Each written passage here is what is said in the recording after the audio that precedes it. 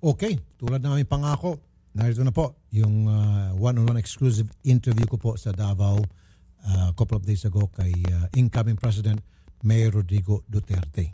Okay? I'm not going to talk about what you're going to do with the abuses done by our policemen dahil marami na kayong pronouncement tungkol dyan. So, ang gagawin ko naman ngayon, tatanungin ko kayo, yung side naman ng ating PNP. With the exception of the SWAT and SAF, yung mga patrolman natin, kaya nabansagang police patola, ay dahil, number one, mababa ang sweldo. Number two, kulang sila sa crime-fighting equipment. Wala silang baril yung iba sa kanila. Walang bala, batuta, wala. Kahit na pito, wala. And I'll give you an example, Mayor. One time sa may Quezon City, merong isang foreigner nagwala. Abusado talaga.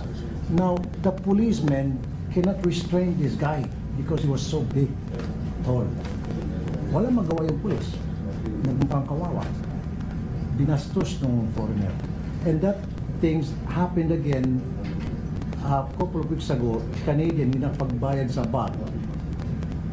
Gusto huli ng mga pulis, pero hindi siya ma-restrain. Wala silang posas. Wala silang tear gas, wala silang taser, walang lahat. So ang ginawa ng polis, nakatungangan na lang, pinagtawanan pa ng foreigner, sinabi, you want 200 pesos, I'll give you 200 pesos. Now, ang tanong ko, how can you have an efficient and credible policeman kung kulang sila sa kagamitan, kung maliit yung kanilang sweldo? Yes, there are modern ways of restraining a criminal, but not all criminals deserve to be killed.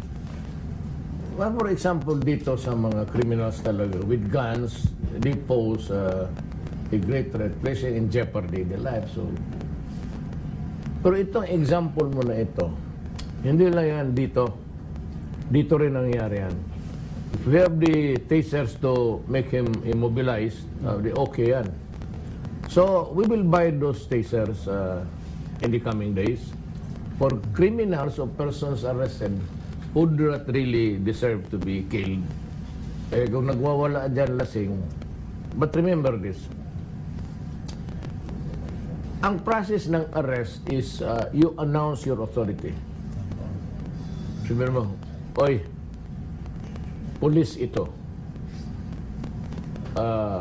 Huminto ka, or if you are a Canadian, hey guy, I'm placing you under arrest. Do not resist. Now, because ang aresto, you have to overcome the resistance. Itong person ito is resisting. You and the authority of law must overcome the person arrested by putting him under your effective control. Now, pag itong police na maliit versus the Canadian was very big, at sinabi niya, kukunin kita dyan at dadalhin kita sa estasyon because whether you like it or not, you are arrested. So he might call for backups. Or there might be some good souls there, civilians, who are ready to help him. Pero kung takot lahat ng situation, ikaw, pupuntahan mo talaga and say, I am putting you under arrest. Do not resist because I will bring you to the police station. Pag kinuha mo yan at tapog dinumog ka, and if you think in the fight, in the grapple, you would lose, and baka yung ulo mo mapukpok sa simento, if he is choking you, then the best way is just to shoot him. Anong gawin mo? You are supposed to overcome the resistance and bring, this is the police and the authority of law. Papasok ka dyan, ito yung ayaw sa ng ulo, pasok ka dyan. Ngayon kung dinumog ka, ganun lang kayo, mamamatay ka, barilin mo na lang. Preferably, barilin mo dito. If you want to make him immobile, totoo. Alam mo, gusto ang tao mong tumba, yung mga amok, nagormentado, ayaw mo patayin mo dito. Yung joint dyan. Pag tinawa yung tumba yan, sigurado ako. Bakit? Ginawa ko na. Eh, tumatakbo because the rule is that you cannot kill a person who has stolen something if it's money or if it's diamond valued at 30 million, you cannot kill the criminal because life is more precious than the diamond of 50 billion. Or inaaresto mo at tumatakbo because I said you cannot kill, but you can arrest. Barilin mo lang sa pag natumba yan, ay didalhin mo sa ospital, paggamot mo yan. Why? You resisted arrest. The only ang rule dyan is wag mong patayin just because he stole something. O kung barilin mo sa hindi mo naman pinatay yan. Barilin mo sa pag-crack ng bone niya, tumba yan. Sigurado, ginawa mo na. I was only prosecutor at that time. Nandyan ako sa Volkswagen ko. Tapos nakita ko yung nagbumot ng snatcher. Pagbaba niya, baba ako. Nung nakuha na yan, binaril ko sa... Bitawan mo. Tumakbo, di binaril ko. Tumba. Eh dyan sa harap na nandabodok. So yung security, dali mo yung buang niya. Bakit special ka para? Gadali mo. Sabihin mo ang pulis, walang baril. Piskal mo. Wala nga sino ba? Piskal Duterte. Nagawa ko na. Pag gusto mo, yung pa, if you do not want to kill, especially if it's a woman, tapos maski na may knife gano'n, barilin mo lang dito. Then it would indicate to the court, if you are charged, Judge, wala naman talaga akong balak. Kayo binaril dito eh. Tapos sabi ng judge, bakit mo naman binaril dyan? Judge, sabi ni Mayor Duterte, hindi ano ba, gusto niya, lecturean ka niya dito kung bakit. Totoo. Prosecutor, matagal ako na prosecutor. So I read, hindi yan akin ha. Yung mga ano yan, mga laws yan ng compilation ng mga decisions ng Amerika pati. Randa ruling. Yan yan. Okay, let's talk about kidnapping, Mayor. Alam ko galit na galit kayo doon. Bukod sa droga, galit kayo sa mga kidnapper. Meron isang problema na hindi matapos-tapos. I don't know kung meron na kayong blueprint tungkol dito. Paano nyo matigil itong ginagawang pag-kidnap ng Abu Sayyaf? How would you address this? Kasi I'm sure, at sana, matitigil na. Baka pagpasok ng administrasyon, gagawa ito ng kawalangian para, kumbaga, iyain kayo, iyain yung administrasyon ninyo. How would you approach and how would you deal with these people? Look, itong mga armed men roaming around the Mindanao Islands, konektado ito sa Mindanao issue. There are a lot of firearms in the hands of persons who are not authorized to possess it. But if there is a war, mga MI noon, and there are the scalawags or renegades.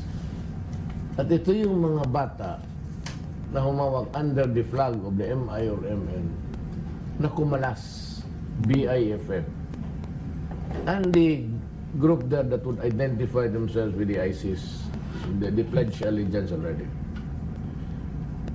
Konektado ito sa Mindanao issue. So you have to settle first the Mindanao issue. Alam mo, there are leaders, key leaders. Sinasabi ko talaga sa Armen, I'm telling you now, wag mong patayin yan si Nor, sila Murad. There are enemies that we must be situated that they are alive. Kasi pag yan ang pinatay mo, wala na. Out of control. Then we have to talk. Sabihin ko, bakit mo yung mga tao mo dyan? Di sabihin niya, bumalik kayo to the forest. But I said, you have to identify them. They're committed crime. And then you have to go to trial. I'm sorry. Part of this agreement is that you are not supposed to commit tambayo. Yung mga rape, yung mga ganun, it's not connected with rebellion. I mean, the engineers and the Americans who were really slaughtered there, they did nothing except just to be there in a place and they were kidnapped and brought there.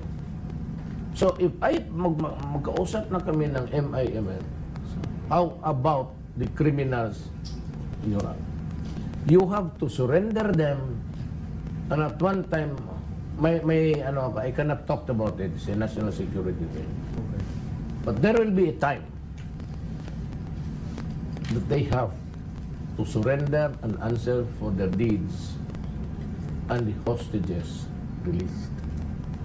When I need time. I need time. Itong mga kriminal dito naman sa Luzon, Visayas, those who kidnap people, especially Chinese, ayan ang paborito nila. Tapos, hingi ng ransom. At hindi naman sinasuli yung tao. Patay na. Many years, 5 years. So ito sila, I will just follow the Bible. If Bible is outlawed, then that is the worry of God. Kasi it says in the Bible, do not do things which you do not want done unto you. So I will do to you what you do to me. An eye for an eye. Well, we call it that. Maybe. Kung nangidnap sila, Kidnapin lang yun kidnapin mo rin yung kamag-anak nila. Para No. I will not. I will never do that. I will never do that. That's the Moro style. No. We live in a society that's they have no sin at all. Kidnapin lang kita, makikita kita, malaman ko. Susunod yung kidnapan. Yung mga pulis alam nila kung saan nakatira. All they have to do is just to arrest them. Kung takot yung victim, ipaturo mo lang. Sabi na, hindi mamang ano yan, kaya kung Chinese, wala man. Pag safely released, nandun, balik yan. Hindi cloistered, ano yan sila dyan sa Binondo eh. O ba't ako, total, kikidnap mo man yun, ikaw pala ang kidnapper. Sabi ko, kinikidnap na kita ngayon, may pera ka? walang pambigay ng pera. Saan pala yung kinidnap mo nun? Sabi ko, ano pala yung ginagawa ninyo na ayaw magbigay ng pera o hindi makabigay ng pera?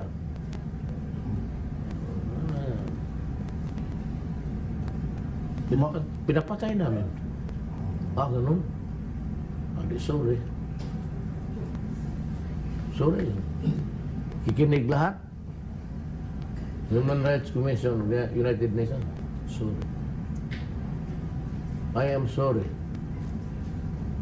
Bless me for I have sinned. Pang-umpisal na yun. Kaya nga ako nung-umpisal eh. So, bless me for I have sinned and I want forgiveness. Okay. So, nandiyan na. Now, Wala problema, nandiyan yung forgiveness. Okay, kumpisa. Kasi dito sa Davao, kilala kayo, meron kayong radio program na kapag kayo po ay nagsalita at nagbanggit ng pangalan ng mga kriminal at sinasabi nyo, stop! At hindi nag-stop yan, may kalalagyan. Would you still do that kapag kayo po'y presidente? Magbabasa kayo ng pangalan ng mga kriminal, isa-isa, at pagsasabihin nyo, stop, dahil kung hindi, I will post the button of green. Stop green. Okay. Go. tumba. Bahala sila. Basta, stop eh. Sabi ko, stop. Kung ayaw mo pa, i-green ko. Go. Depende kung saan order yan pupunta yung go. Yung ginagawa nyo dito sa Davao na at random nag-inspection kayo mga police station, sumasakay ka ng taxi para makita kung anong lagay ng kalye. Nabanggit nyo ata sa press con recently, nagagawin nyo pa rin yun? Are you sure? May time pa rin kayo gumawa? Well, let me... I'll call you somewhere when I'm in Quiapo one of these days. Kaya lang ba yun? Di ba maniwala dyan PSG? PSG. Tatakas kayo. Basta gusto kong glakan. Motor ako. Being president, that does not curtail anything. It's only God who can, pag sinabi na God, stay put ka dyan. Alam mo, nagpaparandam yan Diyos. Malaman mo naman din yung paparandam ang Diyos. I will not. I do not want anybody curtailing my freedom. Ano, presidente ka na, hindi ka na pwede dyan, who says? So that's why I said, may bright boy dyan na hindi daw mapabili yung ano. Kasi may proseso daw. Ay, alangan, ano yung barko, dagdalhin mo doon sa Bakalan, sabi mo, hindi daw mabili because as the hearing, may proseso. Natural. Wala na ako sinabi na bitbitin ko yung barko mo tapos lagyan ko doon sa Bakalan o magkano to. Atong tao pero. Just to be heard. Yung ano. Baka nagpapakilala lang sa inyo, Mayor. I cannot sell because at sabi, the value of the, tinong laro the value, mas yung depreciated value na, wala nang bibili niya, pero yung value na balance with the value. Ibibili ko nga ng mga X-ray, mga CT scan, mga imaging, MRI. Magpatayo nga ako ng ospital. Ano pa bang advantage ko? Ikukwinta-kwinta, i-balance mo dyan. Scrap na. Sinabi, no, because hindi mo mapilihan kasi may professor pa. Alangan. Ano yan, deliver mo doon sa Bacala. Wala na ito. Iyon na, magkano ang kuha mo dito? Murang pa naman, kala mo kung-usap ka ng taga-gobyerno. Prosecutor pa. In my radio program, I always deal with stories about corruption in the PNP and pangungutong. And isa sa mga dahilan na nakikita ko, maraming mababait na police, Mayor, kaya lang sila nasasadlak sa corruption, sa pangungutong dahil maliit yung kanilang sweldo. That's why I said upon assumption before the year ends, they'll have double their salaries. That. Then the next teachers maybe early next year. How about the AFP? Kasali. Military pati AFP. Kasali na. And how Dublado. do you do that? Basta magpasabi ko kay Alan Cayetano, hanap ko ng pera dyan. Okay. Marami ng pera ng ano, ang nawawala dyan. Actually, kung walang graft and corruption, triple pa ang ma-raise ko yung salary nila. Okay. Medyo may iba tayo ng konti, Mayor.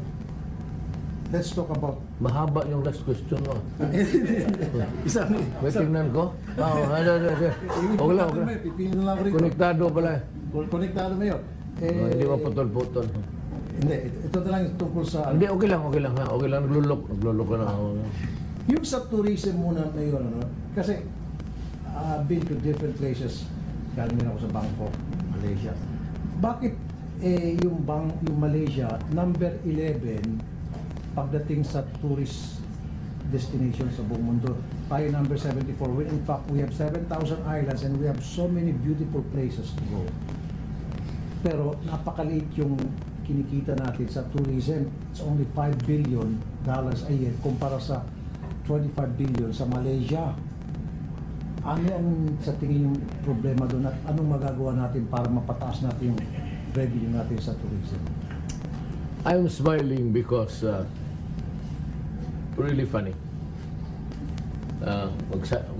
Magsandal na ako. Kaya mag-collapse ka dito sa Pilipinas. Mahaba naman ang ano nito. Ganito yan. First of all, punta naman ako ng Boracay. Alam mo, if you have got all islands naman, wala. Boracay, marami na, it's habitation, tapos lahat ng... Saan mapunta pala yung mga turista, saan niya pupunta yung dumi nila? Di doon rin noon sa nililiguan nila. That's because it's just a white sand. There are so many places in the Philippines, almost 7,000. Invariably, mayroon dyan nag-out dyan. Even if you ride a low-flying trip, kita mo pagkaganda ng Pilipinas. But why? Because one, law and order. Takot sila sa Mindanao na pag magpunta sila doon, maabusayap sila. Or yung mga the law and order of other places is not simply viable for tourism. Maraming drug addict, maraming magnanakaw, maraming turista na nirape at nilanakaw. It's a sad story repeated always, over and over again. Walang security. And if there are places there, you want Tawi-Tawi, the most beautiful islands na nakita ko sa buhay. You go there, hindi ka makaabot.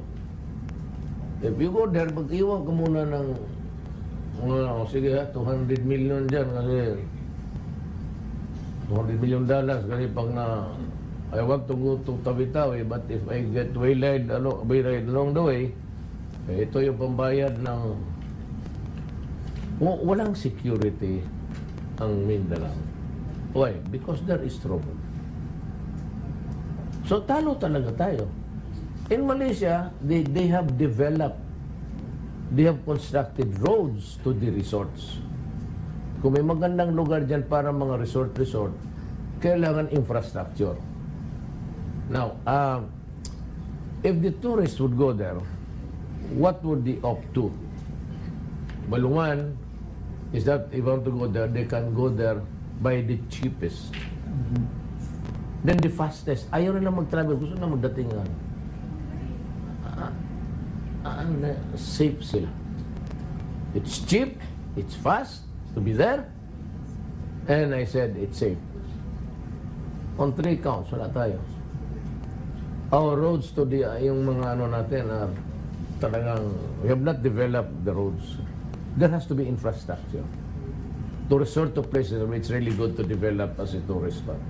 Ikaw mismo, it is government must go ahead in spending. Isa yan. Then yung incentive. Yung incentive sa local that if you put up a new business, you do not pay for the real estate taxes for so many years. Kulang yan sa mga lugar. So wala silang, they're not tourism friendly or business friendly. That's really the reason.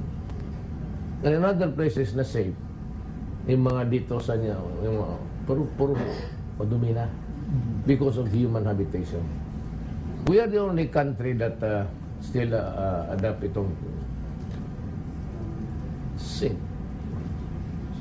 In other countries, yung ano nila is yung dumi nila sa banyo, lahat na goes into a facility where the water is. So all of these things will sink into the soil.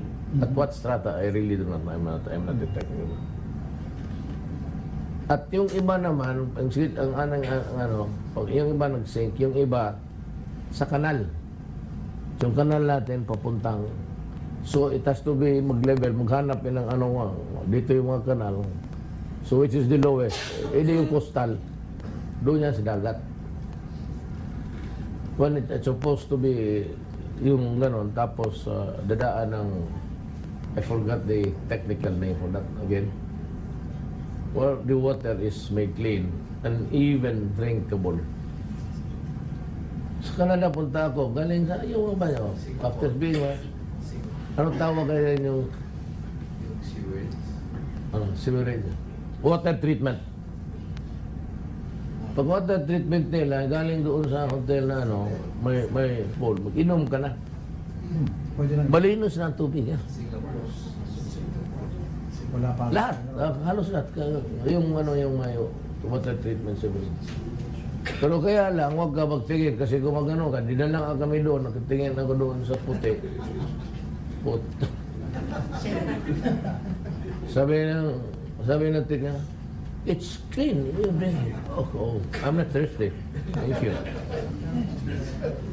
Okay, ngayon naman, Mayor Labor, last 2 questions.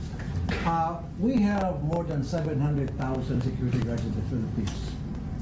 More than half of them are not receiving the Correct. right salaries. 24 hours minimum wage lang. Minimum wage, walang benefits, ninanakawan pa. Ang problema, kaya hindi tayo nakapagpasa ng batas na para makontra ito, matulungan sila. Karamihan sa mga may-ari, politiko, generals, retired military. Paano po yung matulungan itong mga security guards natin? May influensya po yung mga may-ari. Contractualization must go. Sabi nila, kailangan pa ng batas. Huwag ka na maghintay ng batas. Hanapan kita ng mali. Marami talagang mali sa buhay mo. Huwag mo nang hintayin. Tapos itong security guards rendering duty for 24 hours minimum must go. Hindi ko na kailangan ano. Pag may affidavit, I order you the cancellation of it. Ano pakialam ko, general problem ko lang dyan eh. Oh, general. Mga politiko, mga congressman. Ano pakialam sa kanila? Politiko ka dyan. Magbayad ka ng husto. Pagpunta yan sa akin, Davao, magpunta sa akin, mag-iyak gano'n, bantay ka. Hindi na ako ganito minsan. It's a very sad story, but it's very true. Tunod, ang problema na kaibigan ko na yung punerarya, so I would not mention the name. Siya may iba. Yung nanay niya nag-cruise sa Alaska, namatay. So mayroon ng metal casket doon kasi galing doon. Alam mo naman, mas stricto doon. Pagdating dito sa ospital, ayaw nilang tanggapin kasi makuha ka ng kwarto sa mga punerarya. Magbili ka ng coffin. Hindi yan pwede na magdala ka ng sarili mong coffin. Kumuha ka ng everlasting, ganon. Yung kwarto tawag, everlasting. Ito, the Silent Meadows, Valley of Roses. Ganon yung mga kwarto-kwarto nila. Pero pag dyan ang nita mo, kasali ang coffin. So sabi nila, magbili ng coffin kami magbili kami. Standard lang. At i-donate na lang namin kung may mamatay na walang coffin. Ayaw kasi gusto bilihin yun yung moment. Yung patay na sa labas, andyan sa, mainit, halos alas 2, alas 4. Punta ako. Ako inayawan ako, pero kaibigan ko, I will not do it. Sabi ko, Adre, pagbayan na siya. Bakit ako? May coffee naman to. Ito ganito. Tawagan mo manager mo. Sige, kausapin ko. Wala sir, yung manager namin. Ganon. Sabi ko, sige. Balik ka doon sa opisina mo. Tinawagan ko, sige. Tawagan ko ng city veterinarian. May aso eh. Veterinarian, city health officer. Tinawag ko yun. Ano ba sila? Asawa man na roon yan. Tinawag ko yung engineer. Tapos, nandoon na sila. So, tignan ninyo itong punerarya. Hanapan ninyo ng mali. Pag wala kayo nahanap ng mali, bigyan ko 30 minutes. At tingnan, kausapin ko lang yung pamilya kasi umiyak. Bigyan ko 30 minutes. Pag hanap kayo ng mali, para out ko kayo. Doon kayo subukin ma-assign. Yung ibang kaso, umalis kayo dyan. Sit yun. Meron kaagad ang engineer. Tingnan siya. Natutuklap na yung tapos madumi yung karaming spaceship na sila. Yung electrician pati nandoon. Maya itong City Health. Tanong sa ano tawag niyan? Gagong yan? Mag-inspeksyon ng sa restaurant? Sanitary inspector. Pati engineer, sabi niya. Oh sir, may bahay yan. Bawal lang may bahay resident sa loob ng compound. Tama ba? Sir, may manok. Bawal taga livestock. Sabi ko doon sa'yo. Tawag yung manager. Bawal ba talaga may bahay sa residence is not allowed sa... Kasi may parang chalet siya doon. Balik ka? Sir, yung manager mo. Wala sir, naglaro ng golf. Okay sir. Sirado ka na ha? Sabi ko, huwag ka na magtanggap ng patay. Sabihin mo yung magpatay dyan, umalis ka, magpanap ng ibang punerarya. Sabi ko, sirado ka na. City Health Officer, pati may violation ka. Sir, hindi pwede yan, sir. Dapat, hilain kita sa priso, mamili ka. Maiwanan mo yung patay dyan, no? Babaho na yan. Sige, palisin mo. Sabi niya, so, wak ng pasalanan. Kasalanan pa yan, no? Sabi ko sa iyo.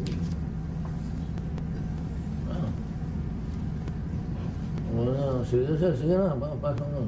Kinabukasan, ayaw ko nang sabihin kasi nakaibigan ko eh. Eh, nagkuumpisa lang kami, maglaro ko ng golf. Hindi ako marunong. I stayed for 2 days, sabi niya, ako na magtulong sa iyo sa golf. Kasi kaibigan ko, hanggang kaibigan ko na masyado. Ngayon, eleksyon nga, nagbigay ng... Sabi niya, sorry Mayor, kunti lang ang patay ngayon sa Cebu. Ito Mayor, last na. Okay. Hindi ako magtatanong kundi sasabihin ko po sa inyo yung problema na pwede niyo pong gawan ng aksyon para matigil nga yung kalokohan sa isang agency tulad ng NLRC. Ito po yung agency na pinupuntahan ng mga manggagawa na inapin ng kanilang mga employer, illegal dismissal, isa na inaabot ng siyam-siyam up to 10-20 years na namatay na yung complainant. Hindi pa natatapos yung kaso sapagkat ang daming fixer, ang daming bayaran sa loob ng NRC. Gusto ko lang pala. Alam mo, I was there last night. Umabot ako ng alas 2 na umabot ako ng uli ng alas 2. So, ikot ako. But before I left, nandoon yung mga classmates ko who came here just to greet me. Two of them were from the arbiters. So, talking about corruption. Sabi niya, basin ano lahat gawin, corrupt yan. Lahat yan talo talaga. Tumatanggap yan ng mga 100 to. Hindi naman lahat, pero halos lahat. So, paano natin Yan ang problema, quasi-judicial eh. Yung pala check, kung sabihin niya ng ganon, ang problema ito, ang reviewing authority, ganon rin. Sabi talaga niya. Sabihin ko na lang kung sino. Classmate ko sa San Beda, he was si Art Amansek. Siya. Pati si bang classmate na practitioner. Sabi niya, ganun talaga niya. So, I'm just sad for my... Hindi lang yan. Ang NLRC is just one of them.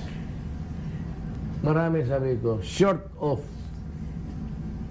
declaring a revolutionary government. Hindi mo talaga matapos ang nakawan sa tao. Ako, I do not pretend. But me as head of government, kasi under ko ang gobyerno, I can do something.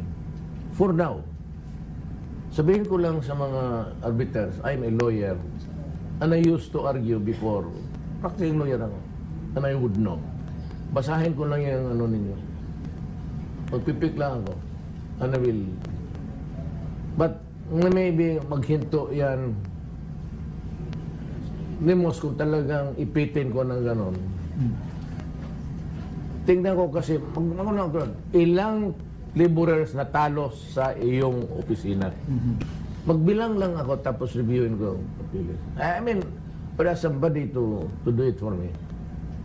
Sabi ko sa'yo, anong tingin mo?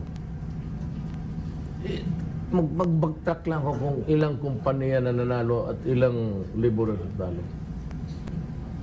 Parang kasi those are the things that I cannot tolerate. Pinag-usapan namin kami mga classmates. Puro na nag-retire. Art Amansek is a arbiter sa Manila. Grabe talaga doon. So, hintay tayo. Wala, sino bang may appointing power sa yung pinaka-hepe ng NLRC Commission? President. Hindi kayong mag-appoint. Under talaga yan sila sa President. Down to the barangay, yan ang opisina ko. Okay. As head of government, lalo na sa executive, the cabinet members, the police, military, down to the governors, mayors, barangay captain, akin yan. Yan sabi ko. I will announce the policy. 1 month, 3 days, 3 signatures, lalabas lang. Even departments. Cabinet members, NEDA, 2 years, 3 years, 48 signatures. I will give you 1 month, 3 signatures. Bahala ka na kung anong, how to reconfigure the signing authority there. Sa loob. Diba? So itong NRC, 10 years, pwedeng gawing 10 weeks. Hindi ako papayag. 1 month. 1 month. Baski Mas kaibigan ko yung mga classmate ko. Pag hindi na malis kayo. Marami trabaho doon sa, kahapon doon sa nag-opisina ako dali. Sabi ka lang 10,000. Marami mag-take over. Pulis. Bakit ako magtiis sa inyo? Ba't ako magtiis? Maraming graduate dyan sa criminology na sige lang kamot ng ulo kung ano-ano kinukulikot sa katawan. Naghihintay ng trabaho. Di umalis kayo para palitan ko ng bago. At least may respect ang Pilipino for about. Pero yung dublado na ang sweldo eh. Manghiwa, sipain kita dyan sa publiko. Mamiyasa na. But I will also protect them. Kaya dalawa ang police eh. Ang kasi ang police, sabi ko nga eh, the messaging was really law and order. Kita ang discussion natin is narrow down. Wherever we go, we narrow down to law and order. There are 2 things that would drive a man money. Greed and need. Itong greed, gusto ng, you begin to crave for things you cannot afford. Gusto ng kotse, gusto ng bahay, tapos 2 ang asawa, gaya ko, 3 yung iba. Pero ako, yung, wala may isa, hiwalay naman. Sabi lang ako ng totoo. Tapos sabihin, nagsisunungaling na. Ito, greed ito. Yung isa, extreme greed. Yung asawa na operahan, wala na pang tuition, namatay ang tatay, namatay na. Dito nila ako masasabi. Dito sa Davao, ganun. They can come to me. Huwag kayong maghingi dyan sa mga negosyante. And we will look for a way. Kung wala akong pera yun, ako ang magbigay sa mga kaibigan kong milyonaryo. Kagaya kay Pastor Kibol eh. Kung may matay 10 dyan, sabi ko, Pastor, bigyan ko ang pera, 10 yung mga dyan. Kaya, Pastor Huwag din magreklamo si Pastor. Ay na yan. Basta, alam niya, basta ako sa magbagta ng tao. Pastor would never refuse. Sabihin mo, Pastor, sakit, gano'n. Helicopter mo, Pastor, gamitin ko, kaya may kunin ako doong hostage sa gano'n. Ako, almost monthly, pumunta ako ng bukid para magkuha lang ng hostage na police o military. Tapos, pagbaba ko last time, 5 police, nakahilira yung mga MPA. Sabi na, wala, ano na? Tulog mo, sabi ko. Honor guard nila yan. Takot ng MPA. Ano man, makuha nila sa atin kung patayan tayo. Ay na, babaan na kami sa helikopter. Pati yung mga minjan, for the first time kita na yung mga sundalo na. Sabi ko, tingnan mo ha. Mag-declare ako ng mga kandidato ko. Naka-postura dyan sila sa harap. Sabi ko, pumasok ko sa gitna. Tabi. Sa kinesan ko yung kamay nila. Kandidato natin. Paglabas sa video, ang LPA nag-endorse sa akin. Kita rin yun? Brin. Sabi ko ng Bisaya, Brin. Tabi, sana. Sumingit ako. Tingnan mo ako. Yung magkikita, sino ang ina-endorse nila? Taas rin kamay. Sabi ni Mar, Duterte, pinapaharas kami. Doon sa Iloilo, mga NPA. Utusan niya Kuy buwag, hindi ko na kailangan utusan. Mga kaibigan ko, talagang harasin ko. Patay ka ba yan? Umalis ka dyan. I am not an NPA. I am not a communist. Kaya lang, ako lang pupunta sa kanila.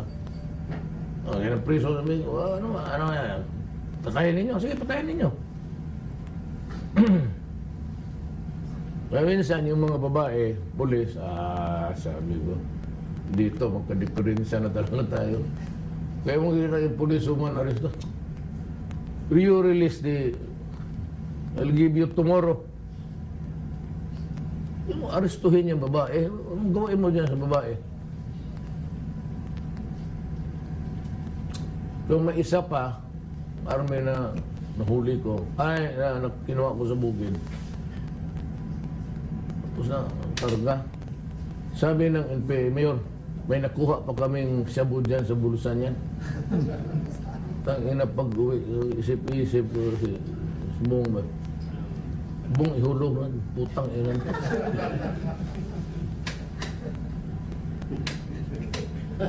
Mamatay. May joke daw, Mayor, napakinggan mo yung joke? Yung mga sindikator, mga kriminal, hinahanap si Hill. Dahil sinabi mo raw, si Hill. Hill. Hinahanap ng mga kriminal. Di ba, maraming lumalapit sa inyo, naghahanap ng trabaho. Ito mga kriminal, naghahanap si Hill. Bakit ka mo? Sino si Hill? Sabi mo raw kasi minsan, kayo mga kriminal, I'm telling you, stop, STOP, or go to Hill. Okay.